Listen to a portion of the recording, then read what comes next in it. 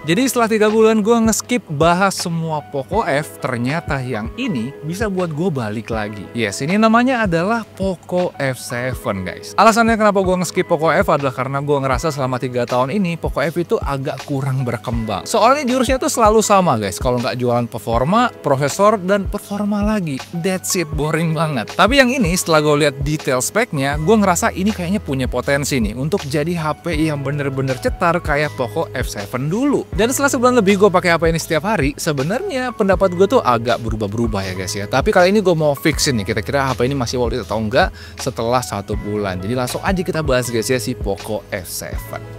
Oke, untuk HP sendiri sebenarnya ada beberapa hal yang tadinya gue cukup kecewa tentang HP ini. Tapi setelah seminggu pakai, ternyata ada beberapa update yang ngebuat HP ini berubah banget. Bahkan setelah gue teliti-teliti, ternyata dia ini punya beberapa fitur yang bahkan HP Android 10 jutaan pun nggak punya. Tapi alasan kenapa tadi di awal gue bilang HP ini punya potensi untuk jadi HP yang benar-benar cetar adalah karena kalau dibandingkan dengan semua Poco F yang pernah launching, gue rasa Poco F7 ini adalah yang paling komplit. Tentu aja DNA harga terjangkau chipset kenceng tetap ada di sini, karena ini emang harganya cuma 5 jutaan, tapi dikasih prosesor yang tentunya itu 2 juta lebih guys. Tapi kalau kita lihat lebih menyeluruh lagi, ternyata dia nggak cuma jualan performa doang. Sebagai contohnya aja, satu hal yang bener-bener ngena di gua dari Poco F tahun ini adalah dari feel in hand-nya. Gua ngerasa ini udah jauh banget terimprove dari yang dulu-dulu, soalnya feel solid, mewahnya itu terasa kuat banget. Dan itu bisa terjadi karena Poco akhirnya masukin material yang kualitasnya tinggi di bodinya, yaitu frame metal dan juga back cover kaca. Belum lagi bezel layarnya juga dibuat tipis banget. Ini bahkan bezelnya tuh hampir setipis Galaxy S25 Plus gue, yang bisa dibilang salah satu HP dengan bezel tertipis untuk saat ini. Apalagi desainnya juga sekarang lebih berkonsep ya guys ya. Kebetulan yang gue pakai ini adalah varian limited edition. Jadi di belakangnya itu ada detail-detail keren, bahkan ada logo Snapdragon juga yang menurut gue ini unik banget. Tapi walaupun kayak gitu, selama sebulan belakangan jujur aja gue selalu pakein case untuk body HP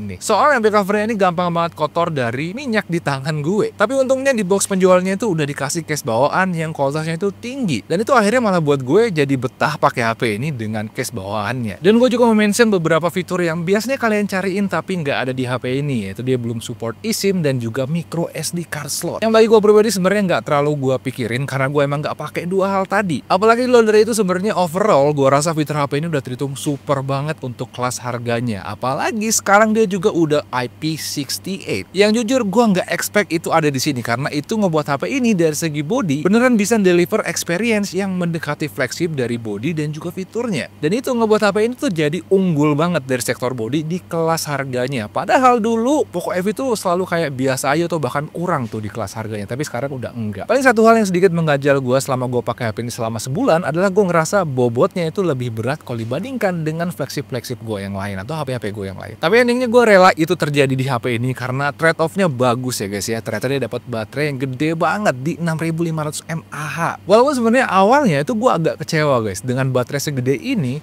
ternyata daya tahan baterainya kalau dipakai nge-game itu gue ngerasa agak kurang aja gitu. Soalnya ternyata HP ini cuma bisa bertahan 5 jam doang guys kalau dipakai main Mobile Legends non-stop dari 100 sampai ke low bed. Dan bagi gue pribadi itu agak kurang ya, karena mengingat ini kan kapasitas baterainya gede banget. Tapi untungnya setelah seminggu pakai, ternyata ada update yang benar-benar ngebuat daya tahan baterainya ini jadi terimprove banget. Dan itu ngebuat daya tahan baterainya dimana yang sebelumnya cuma bisa bertahan selama 5 jam, sekarang bisa bertahan selama 6 jam lebih, dan sisa baterainya itu masih banyak banget. Dan itu improvement yang gila banget bagi gue, karena itu ngebuat HP ini jadi punya daya tahan baterai yang sesuai dengan kapasitas baterainya yang besar. Jadi dia sekarang udah terhitung awet nih kalau untuk di main game. Terus di TikTok juga sempat ada yang nanya apakah HP ini support dengan bypass charging, dan pas gue cobain ternyata memang nggak ada. Walaupun ya sebenarnya gue nggak terlalu mikirin itu jadi masalah, karena gue pribadi emang gak suka main game sambil ngecas guys. Apalagi HP ini juga kalau dicas sebentar aja ya, sebenarnya udah cepet banget kok keisi baterainya. Bahkan ditinggal makan atau sosmedan sebentar udah bisa keisi setengah lebih. Tapi nggak tahu deh menurut kalian sendiri, kira-kira bypass charging itu jadi deal breaker atau enggak? Coba di komen di bawah ya guys ya. Dan jangan lupa juga subscribe biar gue semangat untuk membuat video kayak gini lagi guys. Subscribe. Tapi ngomong-ngomong tentang deal breaker nih ya, ada satu hal yang sangat-sangat tidak mungkin jadi deal breaker di HP ini, dan itu adalah performanya tentu aja. Bahkan pas dibandingkan dengan awal-awal, ternyata performa HP ini sekarang makin nyaman guys, karena ternyata ada updatean yang efek speknya bagus banget di performa. Dan kalau ngomongin performa, tentu aja ada beberapa alasan yang ngebuat gue akhirnya betah pakai HP ini selama 1 bulan lebih.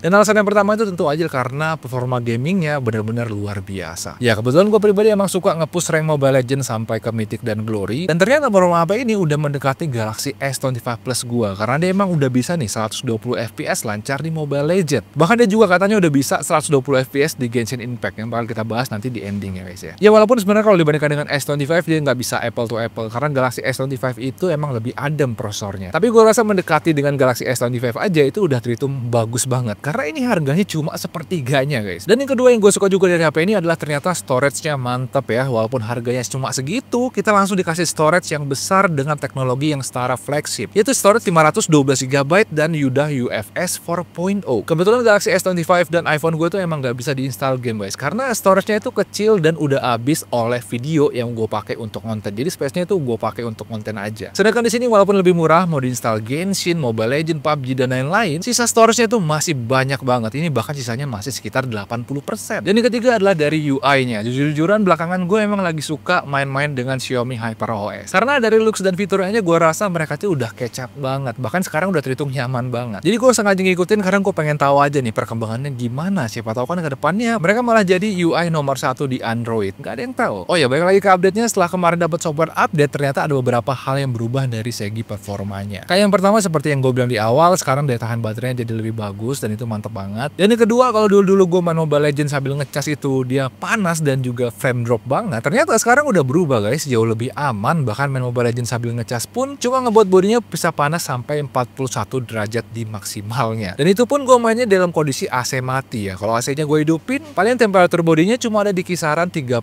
derajat doang. Dan bagi gue itu udah terhitung adem banget. Tapi kalau ngomongin panas, satu hal yang membuat temperatur bodi ini benar-benar naik adalah kalau kita main Genshin Impact selama 1 jam lebih dengan settingan maksimalnya, karena itu bisa membuat bodinya itu bisa sampai di sekitar 46 derajat. Bagi gue pribadi itu sebenarnya aman-aman aja, karena pertama gue nggak main Genshin guys, dan yang kedua itu flagship gue setahun yang lalu itu sama guys performanya kayak gini, sama-sama panas dan juga bahkan ada yang frame drop. Tapi kalau menurut kalian sendiri kira-kira gimana guys untuk Poco F7 yang harganya 5 jutaan ini? Apakah itu jadi deal breaker atau enggak? Coba komen di bawah ya guys ya. By the way, khusus untuk Genshin Impact ternyata di sini ada satu fitur khusus yang namanya adalah Enhanced Visual, yang bisa ngebuat interpolasi frame rate-nya jadi sampai FPS di gamenya sampai ke 120 FPS walaupun di settingannya cuma di 60 FPS. Jadi setelah dicobain ternyata emang beneran terasa. Mungkin kalau kalian bawa jalan-jalan doang ini nggak terlalu terasa ya, tapi kalau kalian banyak gerak-gerakan atau ngedash gitu, pergerakan karakternya itu jadi terasa lebih smooth dan lebih stabil, dan menurut gue itu lumayan banget. Oh ya, kalau kalian nanya apakah UI-nya sekarang masih ada iklannya, selama gue pakai HP ini sih di aplikasi bawaannya ternyata gue nggak nemu iklan sama sekali. Paling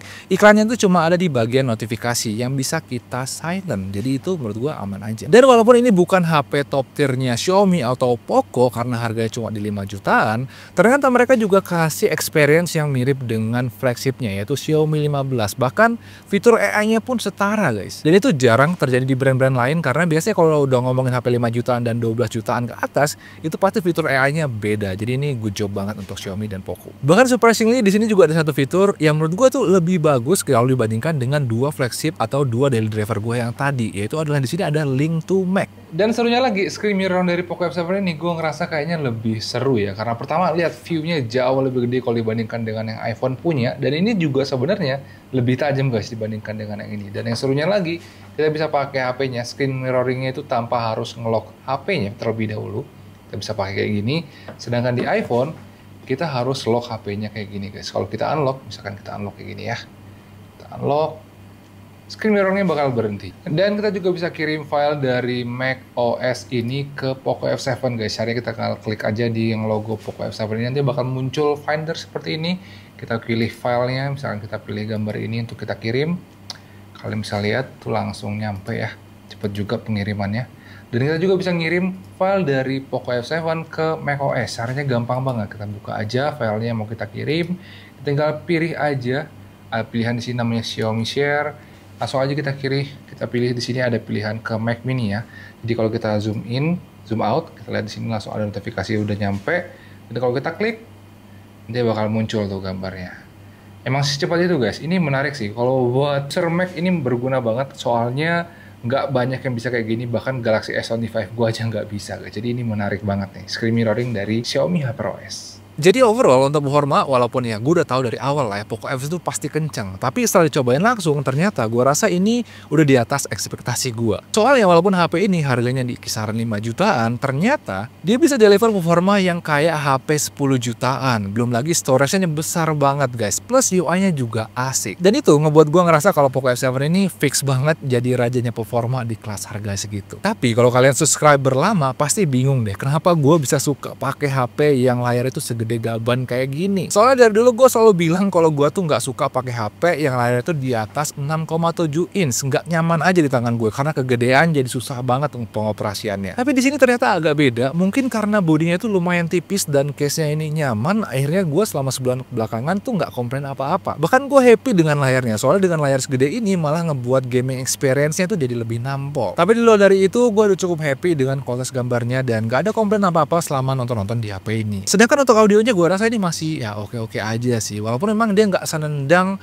iPhone gue Galaxy S25 atau Sharp Aquos R9 Pro yang dulu sempat gue review. Tapi gue rasa itu juga masih normal lah ya, soalnya kan harganya juga ini nggak senendang mereka, jadi ya aman aja. Oke, sekarang kita masuk ke bagian kamera, dan ini menarik ya karena meskipun Poco F7 ini nggak jualan kamera, ternyata hasilnya masih bisa dikasih jempol juga, setidaknya untuk kamera utamanya ya. Dan pas gue cobain ternyata hasil fotonya udah terhitung tajam ya, dynamic range-nya juga rapi, dan warna yang keluar juga terhitung natural, nggak lebay, tapi tetap enak juga nih dilihat. Sedangkan untuk foto malam, kamera utamanya juga udah gokil ya, sama-sama masih kelihatan tajam, terang, dan juga minim noise. Paling kekurangannya ada di kamera ultrawide-nya aja nih yang biasa aja, tapi itu sangat normal juga sih karena mengingat harga HP ini cuma masih ada di kisaran HP-HP mid-range.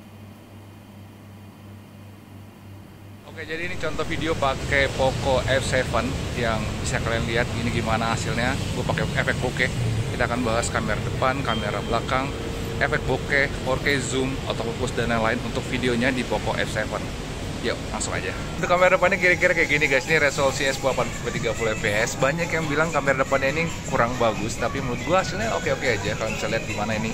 Ini gua taruh ke tempat yang paling gelap, ternyata dia nggak ada noise. Gua bajakin ke backlight, muka gua juga masih kelihatan terang. Dan kalau lihat detail muka gue juga masih kelihatan oke, tajam juga. Dan untuk kamera depannya kira-kira kayak gini guys. Ini udah bisa bokeh-bokeh gitu ya. Bisa lihat blurnya creamy ya. Dan cuttingannya juga rapi, nggak terlalu nggak terlalu kasar gitu. Ini masih cakep sih kalau menurut gue. Di bagian separasi objek dengan backgroundnya juga cakep. Ini bukan F yang paling bawah, by the way, masih yang tengah-tengah, tapi udah kelihatan cakep banget. Menurut kalian gimana guys kira-kira kalau dipakai untuk ngeblur gini? Dan untuk kameranya dia bisa record di 4K 30 fps. Walaupun dia sebenarnya bisa 4K 60 fps, tapi kita coba yang 4K 30 fps aja. Kalian bisa lihat ini gimana hasilnya. Ini hasilnya cenderung natural, warnanya, detailnya juga masih oke. Kalian bisa dengar juga suaranya di sini banyak motor nih guys. Jadi kalian bisa lihat gimana noise reduction-nya kalau banyak suara bising-bising kayak gini. Dan kita juga akan coba kualitasnya untuk dipakai jalan. Tadi gue coba sih, hasilnya stabil kayak gini contohnya. Di 4K dia nggak bisa pindah ke lensa yang ultra wide, tapi sejauh ini sih hasilnya stabil banget. Kalau bisa lihat ini gue jalan agak cepat aja, cet, tapi masih stabil ya. Warnanya juga cakep, autofocusnya kita coba ceret, autofocusnya juga cakep ya. Dan sekarang kita lagi ada di galeri action figure ya guys ya. Kalau bisa lihat di belakang ini kita akan contoh kestabilan videonya kalau dipakai kayak kamera belakangnya ya guys ya. Karena kita bakal nge-record mereka ini keren banget. Dan untuk kestabilannya kalian bisa lihat kayak gini hasilnya guys. Ini kalau dipakai untuk jalan pakai satu tangan doang, soalnya gue lagi pegang tote bag. Kalian bisa lihat ini gimana ya guys ya, action figure keren banget. Ini dari gue lagi ada di galeri dan gue ketemu satu action figure yang keren banget. Ini namanya adalah Borsalino, Admiral dari One Piece. Kalian bisa lihat gimana kestabilannya ya guys ya, dan juga warna dari videonya seperti apa. Sekarang gue lagi dalam ruangan dan suaranya pasti bergema. Ini juga ada DNG dari Chainsaw. Detailnya keren banget walaupun agak gore ya. Untuk video di kondisi gelapnya kira-kira kayak gini guys. Ini udah kelihatan lah ya kenapa dia ada di range harga 5 jutaan. Karena kalian bisa lihat ini dia nggak se-clean dan juga HDR-nya nggak seagresif HP flagship. Tapi baik lagi, ini kan HP 5 jutaan, jadi masih oke banget kalau menurut gue. Karena untuk keseharian ini udah lebih dari cukup, karena kalian bisa lihat muka gue masih kelihatan terang, dan juga kalian bisa lihat warna juga masih oke, nggak oversaturated atau wash out, level noise juga masih terhitung rendah. Kalau menurut kalian sendiri kira-kira gimana guys overall video atau kamera dari Poco F7 ini? Coba deh komen di bawah. Dan kesimpulannya sendiri setelah sebulan pakai bisa gue bilang Poco F7 ini udah jauh berkembang lah kalau dibandingkan dengan Poco F reguler yang dulu-dulu sempat launching di Indonesia. Soalnya di tahun ini walaupun DNA harga terjangkau, prosesor kencengnya itu masih kuat banget terasa, tapi di sektor lain ternyata mereka masih bisa buat sektor lain juga terasa kuat dan maksimal juga. Apalagi di sektor bodinya. Kalau Poco F dulu itu kan yang reguler tuh dibuat ya ala kadarnya aja ya guys ya. Sedangkan di sini udah dibuat terasa mewah dan itu nice banget. Experience UI-nya juga terasa jauh lebih baik, bahkan udah masuk kategori yang menyenangkan. Belum lagi updatean untuk problem-problemnya juga terhitung cepat, dan baterainya juga ngeri ya guys ya, hampir 7 jam main game dan baterainya itu masih sisa banyak. Untuk gue bilang ini daya tahan baterainya monster banget emang HP. Jadi setelah sebulan pakai HP ini bisa gue bilang sih ini salah satu Poco F yang benar-benar worth it ya. Apalagi kalau kalian nyari HP 5 jutaan yang nggak cuma kuat di performa, tapi juga bisa deliver flagship experience dengan harga yang terjangkau. Gue rasa ini wajib banget untuk dicoba. Tapi menurut kalian sendiri kira-kira Poco F7 ini gimana guys? Apakah bagus? Apakah nyesel kalian beli HP ini? Apakah masih worth it untuk sekarang? Coba komen di bawah. Dan jangan lupa juga untuk subscribe biar nanti kita bisa ketemu lagi ya guys ya di video-video gue yang berikutnya. Makasih udah nonton. Ciao.